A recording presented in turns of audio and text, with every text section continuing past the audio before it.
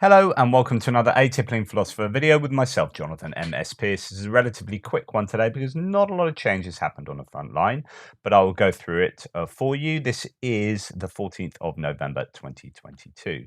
So let's look at the troop losses. It's a little bit quieter. Yesterday saw 510, as according to Ukrainian figures, of course, 510 Russian personnel liquidated. There are no comparable figures for the Ukrainian side. The Ukrainians keep very tight about the number of losses they have had. So it's very difficult to estimate what Ukraine has lost in comparison to Russia.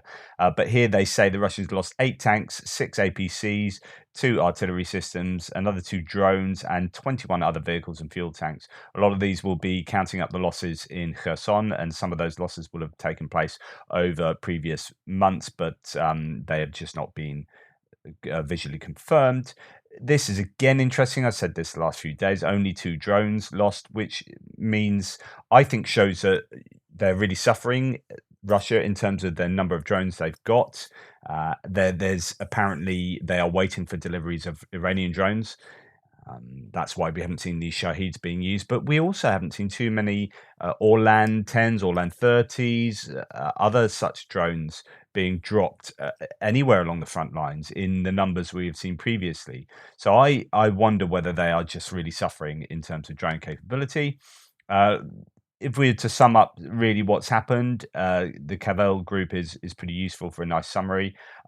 We continue to anticipate further intensive waves of airstrikes in the coming days and believe Russia may be awaiting its Iranian supply of ballistic missiles and more drones, which is interesting. The Russian air missile and drone strikes remained more limited yesterday with impacts outside Kharkiv. So that sort of sums up what I was just saying. Russian VKS, so that's their air services, activity increased slightly over the southeast yesterday, with some close air support sorties reported. This is not surprising. So they were fairly active, the air forces over Kherson, and considering that has now been liberated, and that's not really their concern as far as close air support, so supporting their troops on the ground, well, their troops aren't on the ground here. Those air sorties will then be moved to elsewhere. So you are likely to see an uptick of air sorties elsewhere in this region, probably in the Zaporizhia and maybe southern Donetsk regions. So definitely to be predicted that. Russian shelling intensified in the southeast, especially around Bakhmut and Opitny. Well, we are now going to look at the front line uh, from north to south. But before I get there, this is what the ISW didn't actually Institute for the Study of War, American think tank, didn't come up with a detailed frontline assessment yesterday because probably because not a lot has happened, although there is still intense fighting all along those fronts. But some interesting analyses. First of all, saying that HIMARS is hugely responsible for, or had a really big part to play in what happened in Kherson, definitely. And then, so this is an interesting piece of theorizing. Putin likely elevated Surovikin and let him withdraw from Western Kherson on condition that he take the rest of Donetsk Oblast using Russian forces recouped from Western Kherson, as well as newly arriving mobilized servicemen. So we've already seen an uptick in ferocity of fighting up and down that Donetsk and indeed southern Luhansk front line. Now, that has coincided with troops being pulled from Kherson. That's not to say those are the troops already there, because that would be impossible. But you've got mobilized troops being brought in to to help supply those lines. And you will see troops from Kherson help as well. And I think this is a concerted effort to coincide with Kherson. So it kind of takes away from the loss of Kherson, but it's also could be part of a larger strategy, which they are saying here. The observation offered by Andriy Zagorodnyuk, chairman of the Ukrainian Center of Defense Strategies, is the likeliest explanation for the resumption of the intensity of Russian offensive operations, first around Bakhmut and then to the southwest around the Vuhledar area that began on October the 28th. These offensive efforts. There are Russian forces that have been pulled out over the last 2 to 3 weeks, right, in a sort of more clandestine fashion. They will be starting possibly to be seen on these front lines, and actually there could be some of those Kherson Russian troops there. It's not just that they all pulled out on over the last sort of 3 days, and then that would all those troops are still hanging around that area. That this has been something's happened over the last few weeks. These offensive efforts otherwise make little operational sense. They are far from operationally significant locations, apart from Bakhmut, and were launched during a difficult, muddy time by inadequately prepared mobilized servicemen before Russian commanders in the area had amassed enough combat power for decisive operations. Surovikin likely ordered them to start when they did, as an earnest sign of his commitment to Putin. So it's interesting. It's like, it doesn't make a lot of sense, but it kind of does make sense if you take into account Putin giving the okay for Surovikin to pull troops out of Kherson as long as Russia get gains elsewhere. So therefore, as the ISW continue, Russian offensive operations in Donetsk will intensify in the coming weeks as additional mobilized servicemen arrive along with forces withdrawn from western Kherson.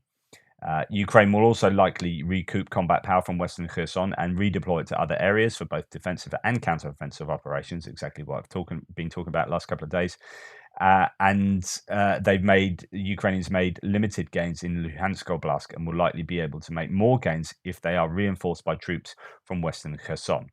So if we go now to that northeastern area, so we've got Kupiansk down to Svatove-Kreminna, really nothing to report at all. Very limited gains, probably fighting around Kuzmivka. I've widened the grey zone a little bit actually to the east. So around Kizlivka up here, I did have that as a Russian area. I've now put it as just completely grey zone in accordance with the deep state map. Although I think the deep state is slightly off in some areas. I'll talk about that in a second. But as we come down here towards Svatova, really not a lot of movement, but heavy fighting around Kuzmivka, as I mentioned before. Further down here, again, heavy fighting around Ploshchanka and shelling both sides, Chervono-Popivka, so on and so forth. No change anywhere that I can find all along this front line, even down past Bilohorivka to this other Bilohorivka that I've got pretty much in Russian hands. Yakovlivka movements from the Russians towards there, and Soledar. I've actually given Russia this area here, so I've put that in accordance with the deep state map and with some of the claims that came out the other day that just the streets around this Kanavkips factory that the Russians do hold that. So it's pretty tough fighting in Soledar and Bakhmutsky. As we go to the wall mapper, Null report says Russians attack Soledar, Bakhmut, Opitny, which is just to the south. I'll show you that in a second. Contrary to Russian reports of capturing Opitny, there is no visual confirmation. It might be some confusion. I've seen lots of confusion online over the Opitny that they're talking about, because the Opitny to the south of Avdivka has been captured. So it could be that is what's going on there. Russia's claim of capturing Maiorsk was denied by the Ukrainian spokesman Cherevatny. Battles continue in this direction, he said. So we'll come to that in a little second.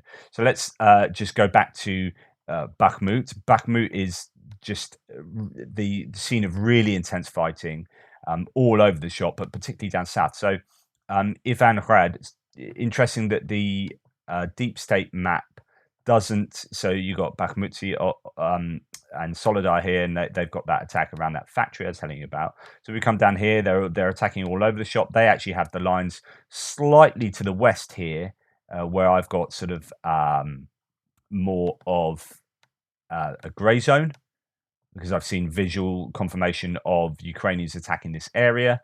But they have that as Russian control, but they don't have Ivangrad under Russian control, and Opitny, seems to be safely Ukrainian. But I'm positive that's not the case.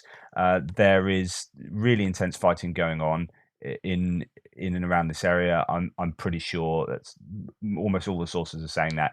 Although I do have Opitny still as Ukrainian. In fact, here's some video from Opitny. So video from the Mozart group, which has been recently shared on their page. We can see them in Opitny trying to convince residents to evacuate. This is Opitny in the Bakhmut region, not the one further south near Donetsk.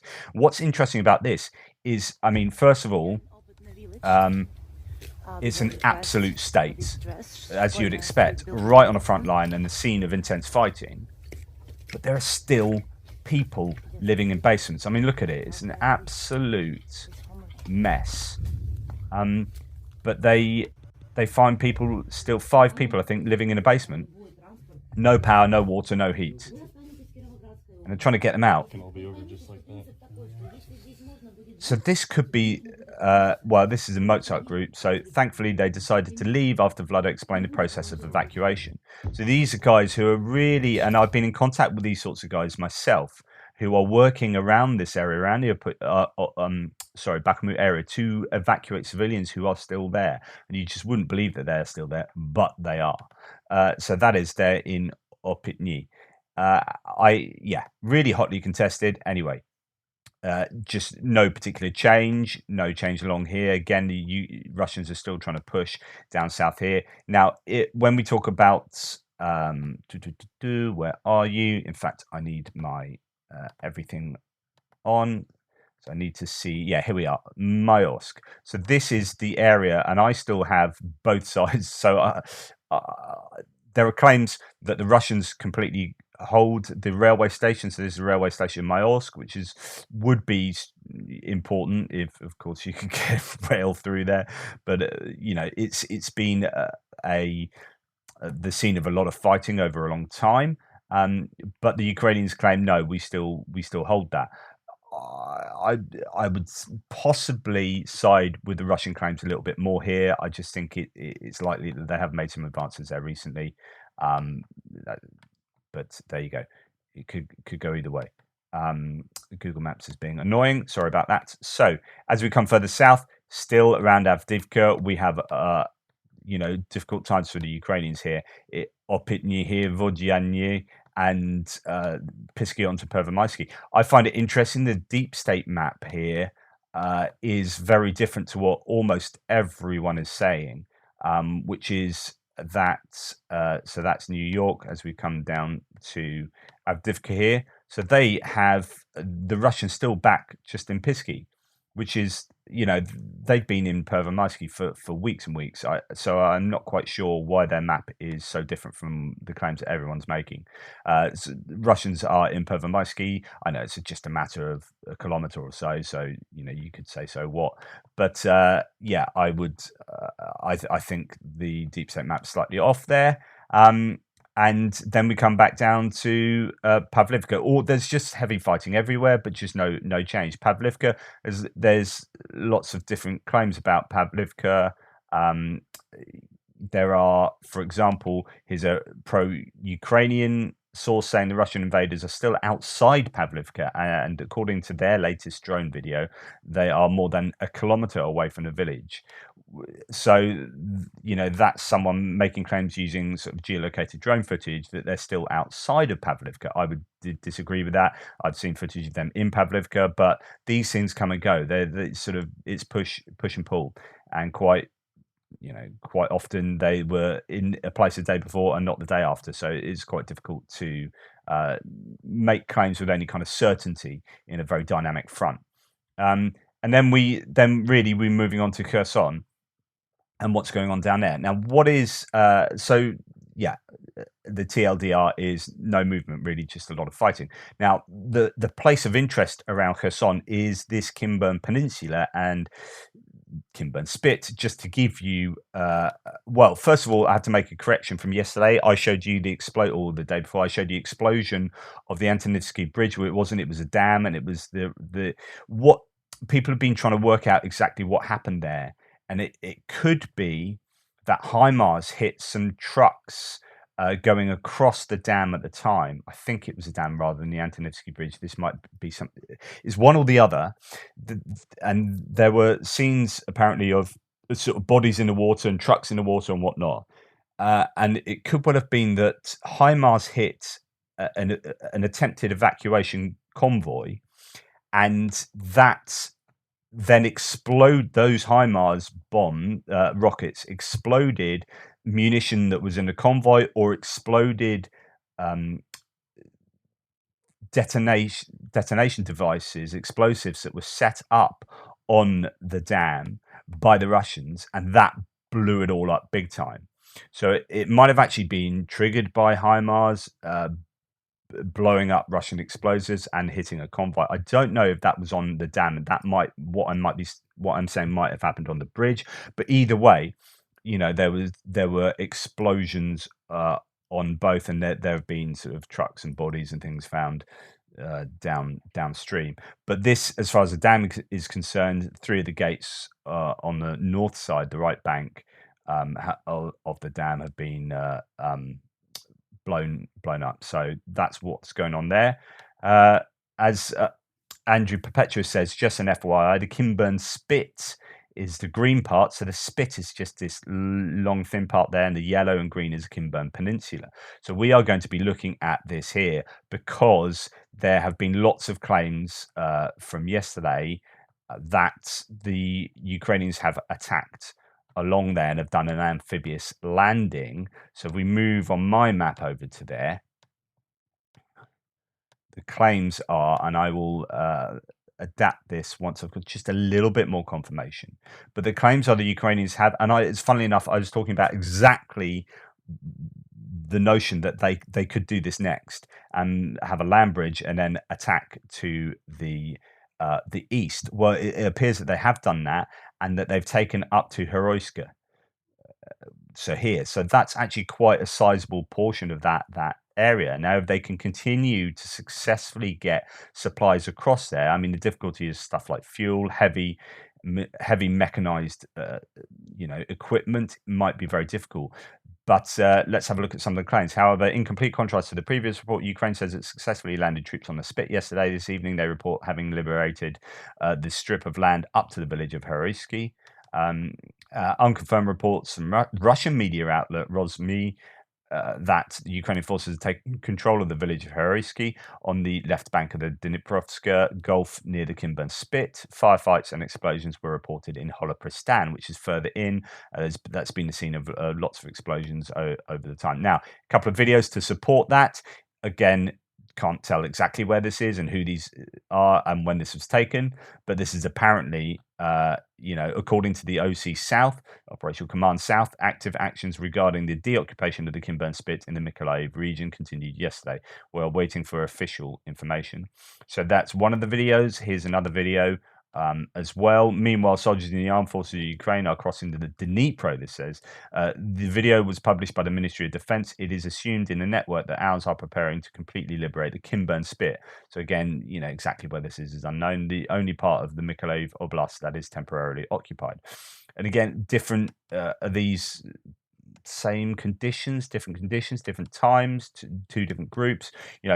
What the details, not 100% sure, but there seems to be these are certainly infantry. These guys are on foot. It's a whole different kettle of fish trying to get big pieces of equipment across here. And if you're going to do a serious push to the east from here, you are going to need proper supply to this area. As I say, fuel, mechanized equipment, and all the logistical stuff that goes along with that. But to me, that's a pretty clever idea. Obviously, they wanted the whole of Mykolaiv Oblast, which comes down and cuts through this peninsula. So they now supposedly control this whole area. We will see how they will use that to make further attacks. And obviously, Ukraine are still punching behind Russian lines here with rocket launchers and other sort of artillery and whatnot. So there you go. It might be a lot more information coming out today as we're into the sort of fighting time at the moment. We shall see how it goes. And thank you so much for your support. Please like, subscribe, share. Any kind of help through sort of buy me a coffee or PayPal is obviously gratefully received. I will be back with you for the Ukraine War Update extra video a little bit later.